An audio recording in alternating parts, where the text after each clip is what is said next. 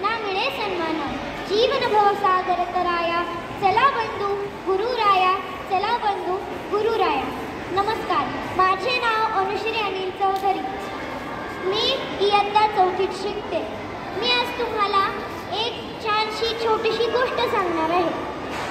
तर गोष्ट आहे गुरु आणि शिष्यांची। तर गुरु आहे नवनाथांपैकी पहिले नाथ म्हणजे श्री मच्छिंद्रनाथ, आणि शिष्य आहेत नवनाथांमधले दुसरे नाथ म्हणजेच गोरक्षनाथ। तर एक दिवस गुरुवरांना म्हणजेच श्री मच्छिंद्रनाथांना खूप भूक लागली।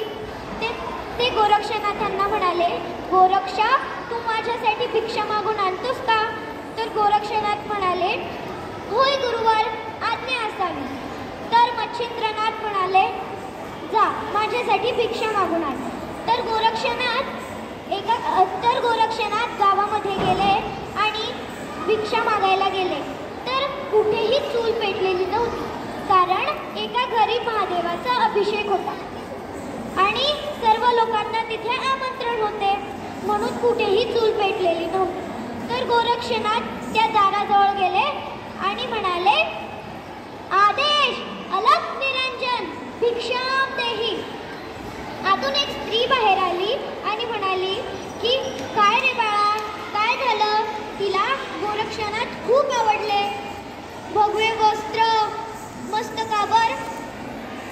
मस्तकावर भस्माचा तिलक, हातात त्रिशूल, किती छान आहे हे बाळ। ती म्हणाली, काय झालं रे बाळा? तर गोरक्षनाथ म्हणाले, माते, भिक्षाम देही। मग ती स्त्री म्हणाली, पण मी तुला भिक्षा कशी काय देणार? आज तर आमच्याकडे महादेवाचा अभिषेक आहे।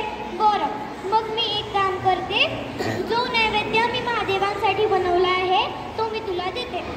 ये ना, मी तुला वाढते, मी तुला पान वाढते। पण गोरक्षनाथ म्हणाले, नको, मला भूक नाही, मला माझ्या गुरुवरांसाठी न्यायचे आहे। कृपया तुम्ही मला ते ताट तयार करून द्याल का? तर ती स्त्री म्हणते, हो चालेल। मग ती स्त्री आत जाते आणि ताट तयार करून गोरक्षनाथांना देते। सांभाळून, सावकाश, पाळू नकोस हा। मग गोरक्षनाथ त्यांच्या गुरुवरांकडे जातात। गुरुवर म्हणतात, गोरक्षा, आलास तू, बरं झाले, मला खूप भूक लागली आहे।